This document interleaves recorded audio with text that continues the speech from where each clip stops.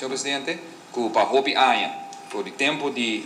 reinigingsdienst para o DTW, depois de sair como departamento Selimar, e certo momento hasta instituir Aruba bonita NV que não concretizar, e depois em 2005 mais abriram sui generis. Me quero, senhor presidente, cada viagem com o pensamento para dia departamento que tem que exercer, e nesse caso aqui instituto que tem que exercer tarefa de governo, nesse caso aqui Selimar, mestre por raia a possibilidade, mesmo com water and energy bedrijf web a raia,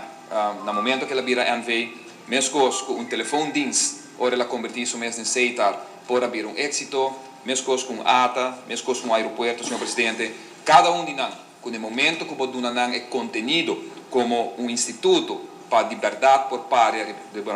próprio PIA e por operar de forma independente,